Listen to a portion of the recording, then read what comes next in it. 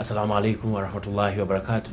Njagala nate okubaaniriza mu katundu kaffe kano ke tuyingiddemu ensonga mu nsonga ku makya ga lunaku olwaleero. Olunaku olwaleero lwakubiri. Webale kubeera nti gy'oli ate era webale kubeera nti olindirira akatundu kano nako n'ova waka nga okafunye. Mu katundu kano tutunuulira ensonga okusingira ddala eri mu ggwanga, ensonga ekutte ku bantu era we tubeera nga tutambulira. Mukimanyi bulungi nnyo nti wiiki ewedde Parliament ya Uganda yayisa etteeka erigenda okubeera nga lyeritugaidinga lyeritukulembera mu nsonga y'okwewola ensimbi. Ensonga eyayisibwa yeya Islamic banking. Islamic banking tegenda kubanga ekwata ku Bayisiraamu mwekka. Egenda kubanga ekwata ku buli muntu yenna ssekinnoomu. Etteeka eryayisibwa Parliament ya Uganda, abantu abaliyisa mwalimu abasiraamu n'abatali basiraamu, naye nga lyayisibwa libeere nga lifuga era nga likola wano mu ggwanga. Nze nno kyenkoze olw'okuba nti wano ku Salamu TV twasalawo okubeera nga tutambulira ku nsonga, kyenasazeewo kwe kunoonya abakenkufu abamanyi ensonga zino eza Islamic banking. Era olunaku olwaleero ndi wassanyu okubategeeza nti nina Dr. muyite Dr. Lujja Sulaiman. Era Dr. ono mukugu atya, wema ntunulano ku byafaayo, musajja yakuguka mu bya accounting oba okubala ebitabo, yakuguka mu sharia nabyo abirinamu degree, alina degree ey'okubiri mu Islamic banking, naye ate alina degree ey'okusatu mu Islamic banking and finance gye yafunira e Malaysia. Dr. Gwendi naye mu studios ate ng'era yakulira Islamic banking and finance mu university ya Islamic University in Uganda. Gwendi naye gwenjagala okubawa abalamuseeko gwe tugenda kubanga tutambula naye atunnyonnyole kiki ebintu bino Parliament yadde yabiyisizza bitegeeza ki. Sebo mukadde wange lamusa kwatuliza era batulaba. Alhamdulillah wassalatu wassalamu ala rasulillah wa ala alihi wa sahbihi ajma'in. Rabbi shrah li sadri wa yassir li amri wahlul 'uqdatan min lisani yafqahu qawli. Innahu min Sulaiman wa innahu bismillahir rahmanir rahim. Sebo tukweyanziza obanze nkweyanziza particularly okubeera nti otuwadde omwaganya guno nga era government ya Uganda ne Parliament ya Uganda omwaganya gwe yatuwadde kutwaliza wamu ng'abasiraamu n'eggwanga lyonna, kubanga ensonga ogambye si y'abasiraamu bokka, okubeera nti ensonga eno ya Islamic banking naffe tugifune tolimbye era tugenda kubeera nti tukyanjuluza.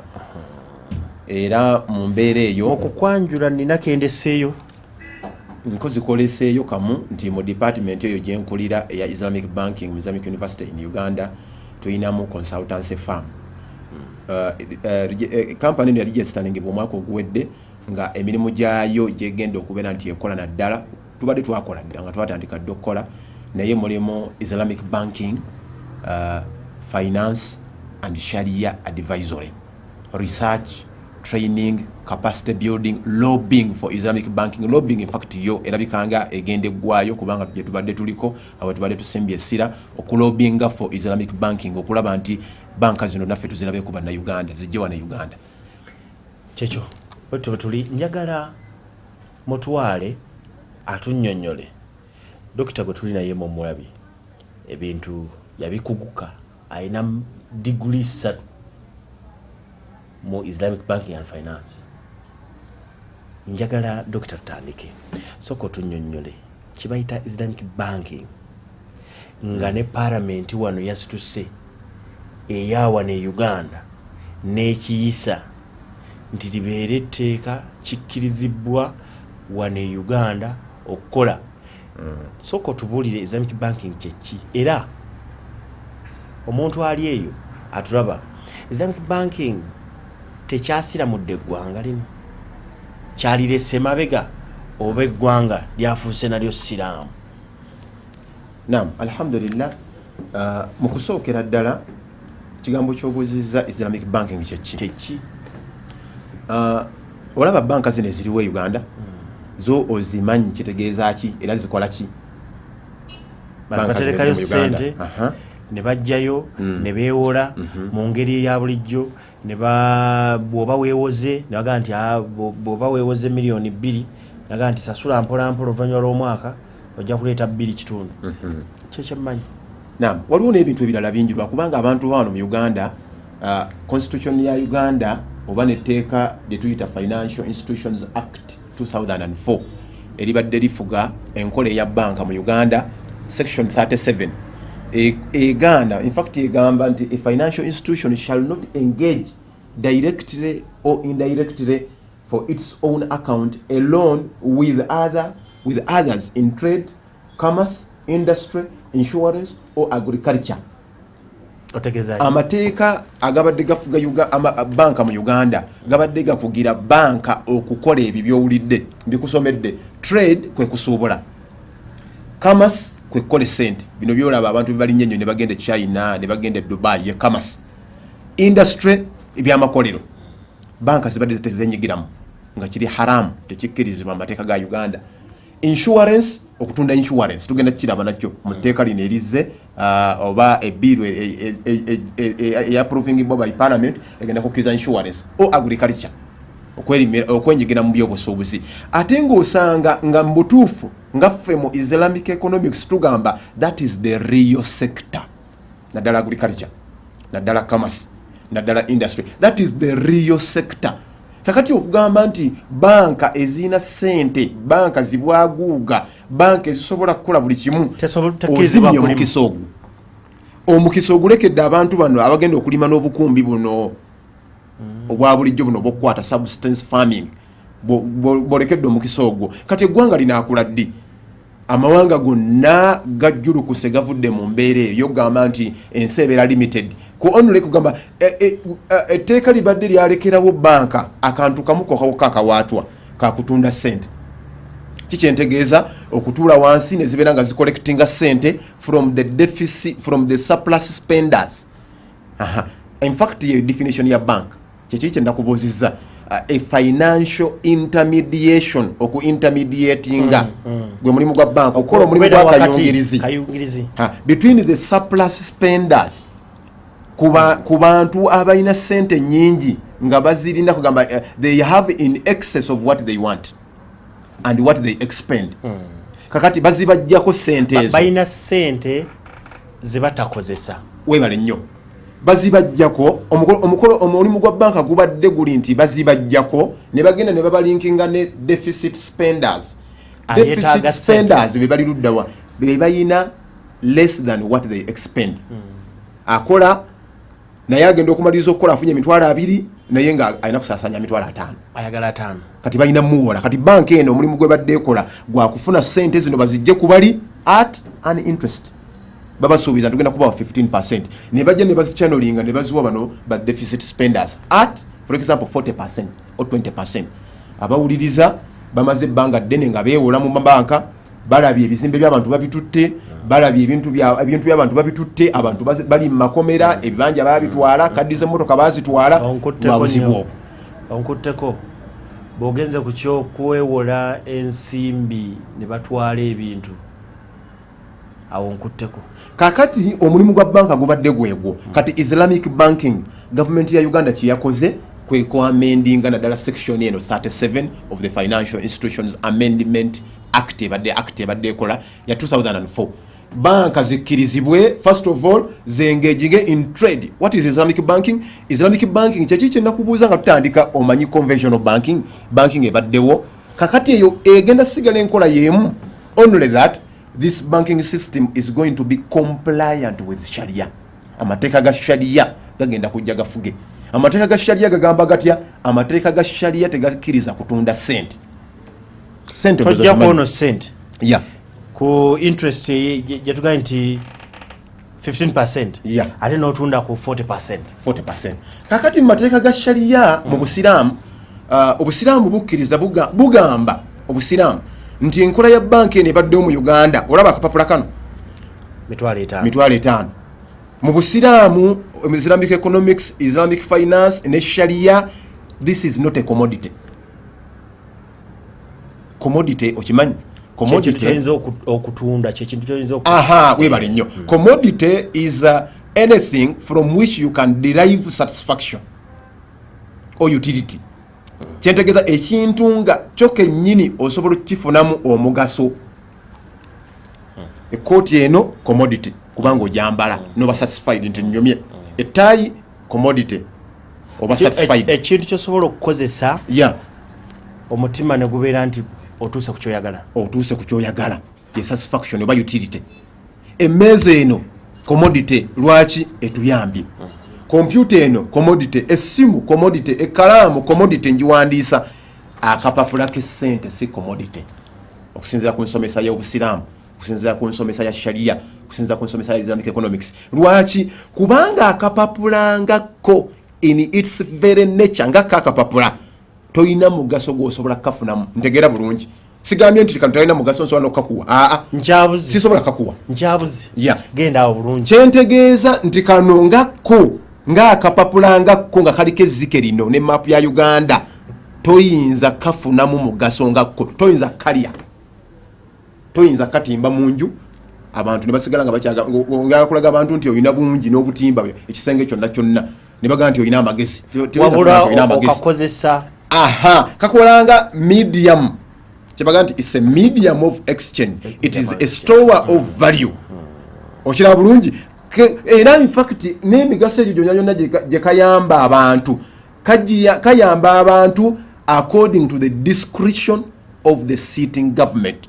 Government eri mu nsi emala kuleeta kiragiro negamba kana akapapula ke ka legal tender mu Uganda mukakozese ke kakkirizibwa okutambuzibwa okugula ebintu ebya value y'emitwalo emeka 5.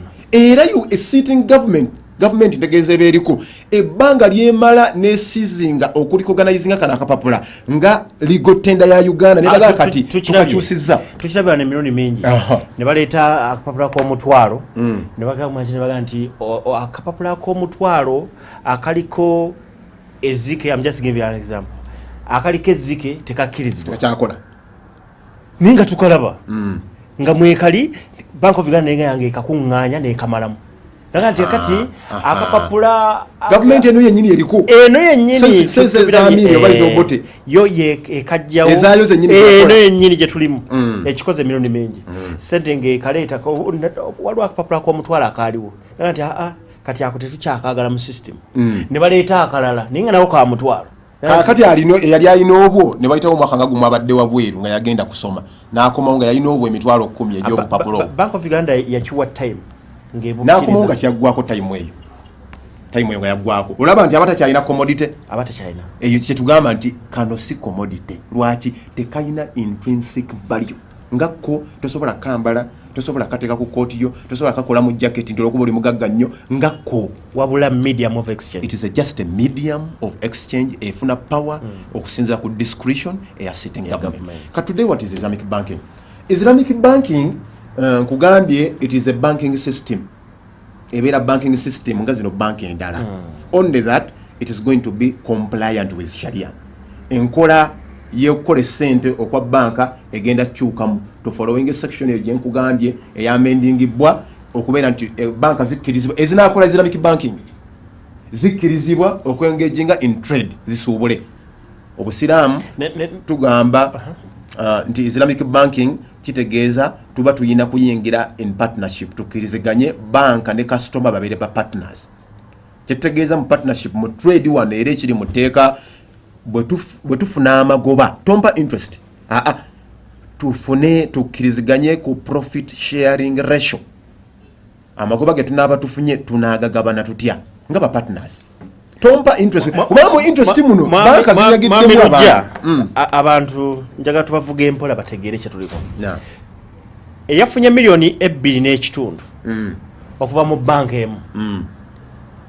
Banka emu ganti zitwalo zikozese toleeta 3 wabula bw'onoomala okufuna amagoba ge tunaagabana oba baddamu ne bagabana ne ssente zino webale nnyo kakati basooka in fact ekiyitibwa bakiyita pre-agreed profit sharing ratio yo musooka nga bwe muleeta ssente muga nti oleese mmeka nti ndeese miliyoni 10 banka ereese mmeka ereese miliyoni 9 ne mufuna miliyoni 10 ekisobola okukola business eri viable mu Uganda miliyoni 10 kakati musooka kutuula nga temunaba kugenda kusuubula kufuna magobo baloosi musooka kutuula ne mufuna ne mukkiriziganya ku a profit sharing ratio ne mugamba nti gwe engeri gy'oleese 9 ojja kutwala 90%, gwe engeri gy'oleese 10 ojja kutwala 10%.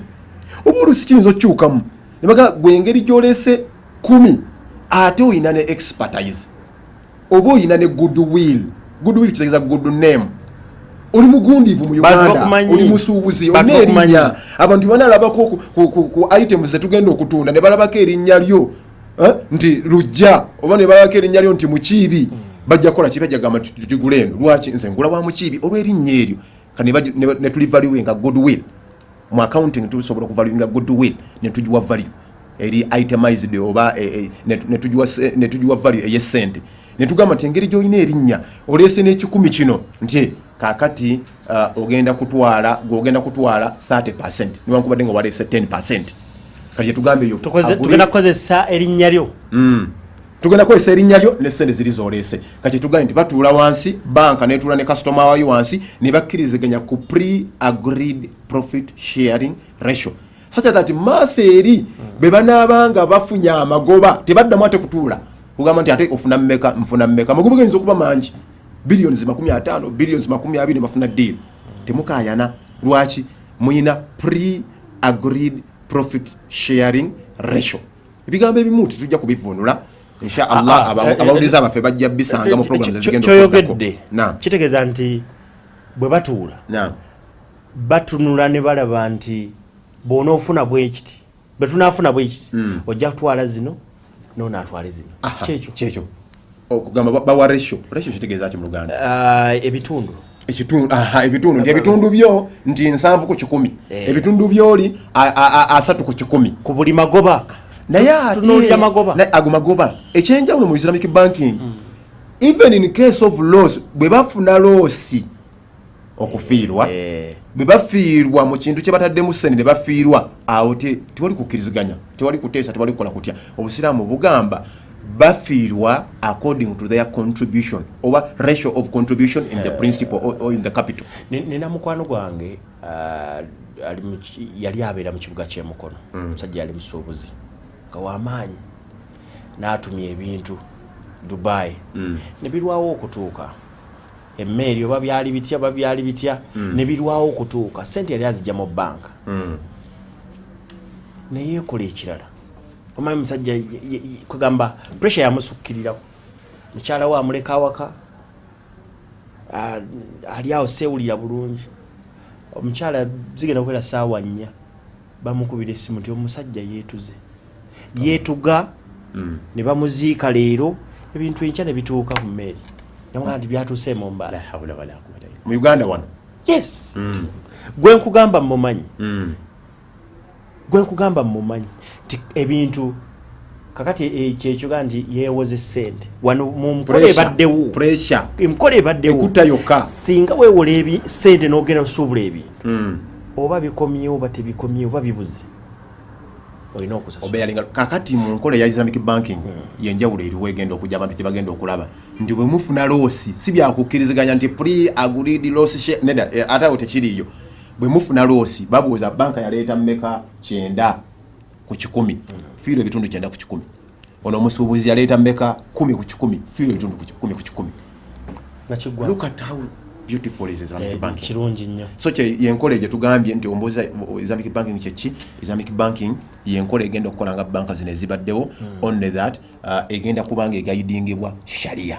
Ataba ku Salam TV olunaku olwaleero ngaye twasazeewo tuleete omukugu mu bintu bino alina masters mu Islamic banking and finance ate era nga yakulira Islamic banking ku university ya IUIU. Gwe tuli naye Lujja Sulaiman Doctor nze Twaha Mukiibi tukyagenda maaso sebo njagala okusooka okutegeera kino tekigenda bantu ki abakkirizibwa okubeera mu system eno basiraamu si basiraamu kali kena kubuuza nti kino tekyasiramudde eggwanga. Naam, ekigambo kino bwe tugamba Islamic banking it is a profession. Ebbanga ddene wano mu Uganda wabaddewo professions nnyingi era nga outstanding zibaddewo ebbanga lyonna zistandings criticism oba zistandings challenges of the years or the centuries of the days. Kati nga profession ya accounting ebaddewo emyaka egisukka mu 10 nga buli mwaka ogweyongerako si 10 kyokka si 10 mu 10 tulinga mu 10 by the way mbadde yagamba 10 kugamba kiba kite buli mwaka ogweyongerako bongera kulaakulana. Professions ngeza auditing in fact is emanating from accounting. Professions ngeza law buli mwaka zeyongera prudence. Their level of prudence is just advancing and getting more established professions.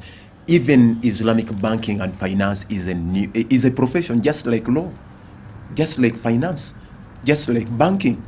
So profession kitegeeza ki? Mu profession kiba kitegeeza nti kiba bategeeza professional thing. Kiba kitegeeza nti ekintu ekyo basoma kisome. Tebakizaala buzaazi. Tekigwa bugwi. Tekigwa bugwi. Tebakironda ku kkubo tekiringa busamize nga bola busamize nti emandwa nazisikira busikizi.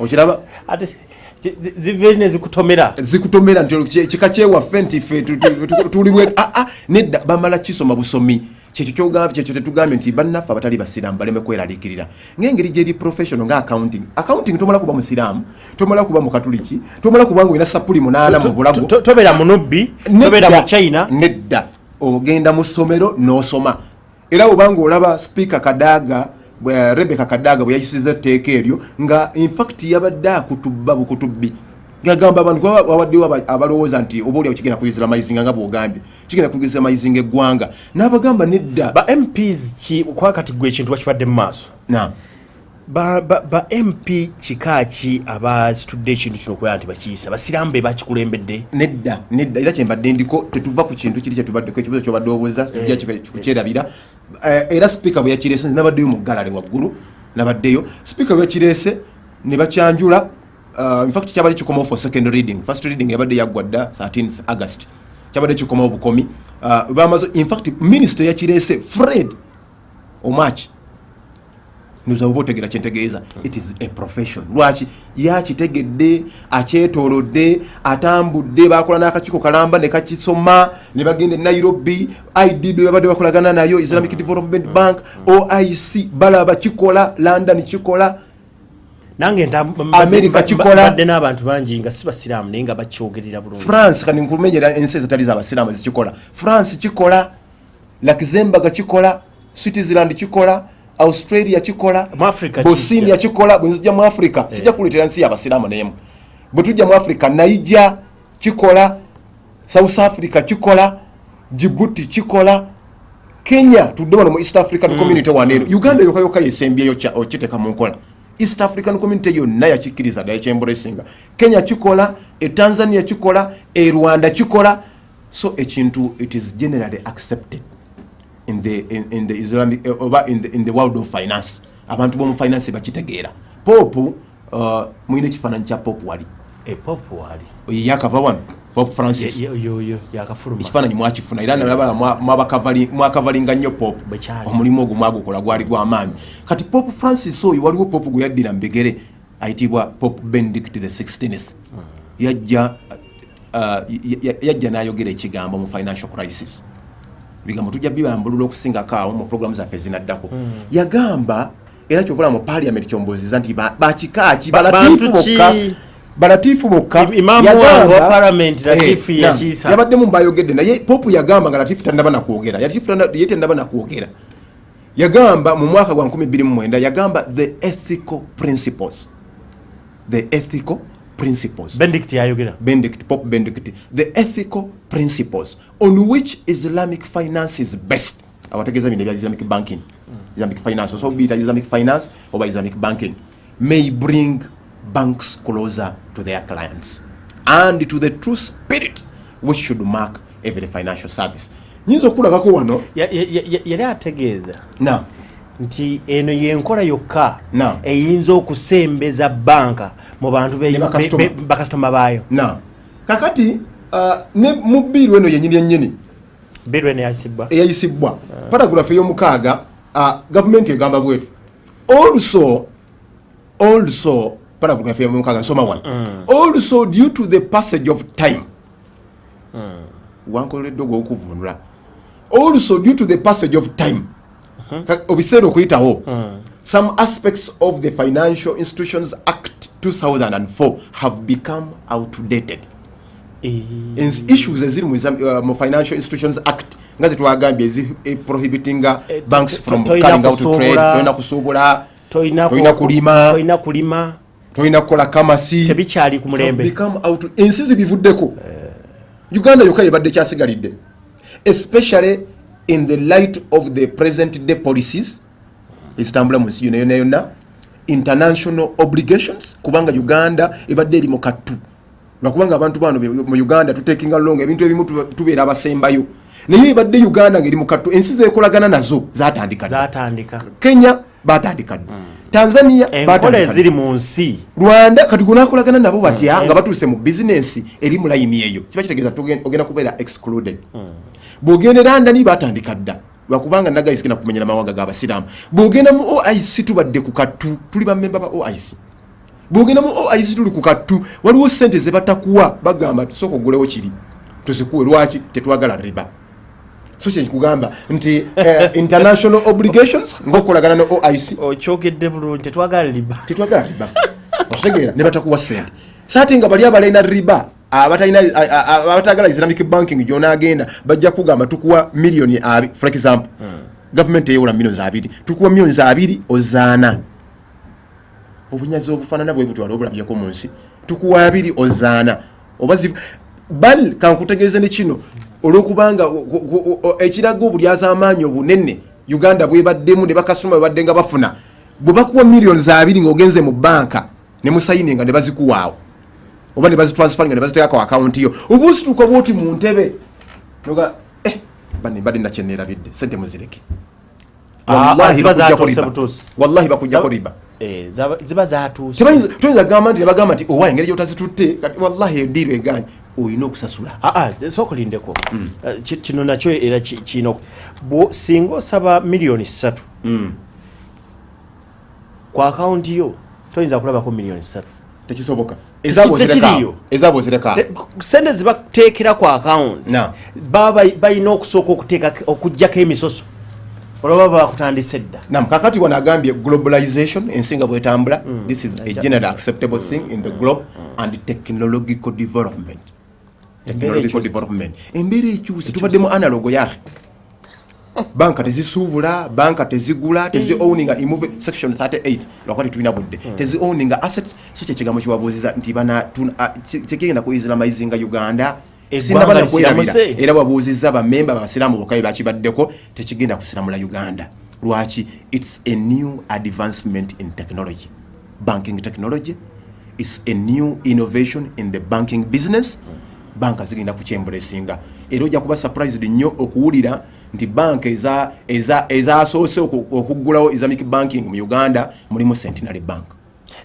Kyembadde njagala era okubuuza tetugenda kufuna banka empya ezijja ezigenda okubeera nga zitambulira mu kintu kino oba zino eziriwo eza bulijjo zigenda kukitwala mu maaso. Kati kamalirize kiri nze ninzireko n'ekyo era bamemba abayimuse mu parliament okiwagira speaker yakiri minister yenyenye yakirese Fred Omachi bwe bamaze ne babuuza bamemba abalala bakiwagira line y'aba ministers katonda abasasire mu ekyo n'eddunia abawe n'eddunia ennungi okuyisa sharia n'okulaba ebirala babirabemu omulamu abayimuse okiwagira nga si basira ne bayimuka balatifu babaddemu bahajati Saida Bumba Allah abajaze khair bannake Allah bawemo bulungi ne atabo batono kubandi badde beetagisa era singa babadde basiramu bokka kati kyenda kugambye nzire ku kye twavuddeko nti ekigambo kino kiri profession era naffe tukkirize bannayuganda nga bwe bakikola ewalala e London nga bwe bagambye France bwe bakikola e Germany bwe bakikola e Luxembourg mu America bwe bakikola naffe bwe tuba tukikola wano Uganda. It's a profession. Bunayingira mu banka n'osangamu omusajja nga alina qualifications yazisoma Islamic banking nga ye manager w'ekintu kino tokafuwaza abantu era tokafuwaza banka toddukamu n'ogenda n'oleeta obuzibu mu ggwanga. Profession nga professions endala ekyo nakigambye. So kikyentegeeza mu kino kyentegeeza mu kino courses nga zino twaziguddemu mu university gye ziri ekintu kisomesebwa tekisiikibwa busikibwa si kutuula onowuliriza ebigambo awo mukutubaawo n'obitegeera n'ogenda nayo n'obikutubba ewalala kino ekintu obanga oyagala okiganyulwamu bwobanga oyagala okibeeramu mu engine munda mu engine mu baasi munda otuule munda si wabweru olina kisoma buki olina kisoma busoma ekintu kisomebwa. So tuwerokaminga baganda baffe ab'amadiini amalala tuwerokaminga abantu ab'amadiini abalala bonna bajje bakyeyungeko then ne tukubiza n'abasiraamu nti bibandibadde basookerwako mu kuganyulwa mu kintu kino. Tolabanga kikwasa ennaku mu sharia n'otaganyulwamu ate jjo najja n'aganyulwamu gwe n'oganyulwamu haramu ye gwadduka. Atulaba ku Salam TV njagala okwebaza ate njagala nkuumuzeemu katono nnyo. Saagala oveewo gwe tuli naye ye mukugu mu bintu bino ebya Islamic banking kugamba nti gavumenti yayisizza dde etteeka lino era ligenda lyatandise dde okubeera nti likola mu ggwanga. Tovaawo katugendeko mu kasesa katono tukomawo saagala oveewo.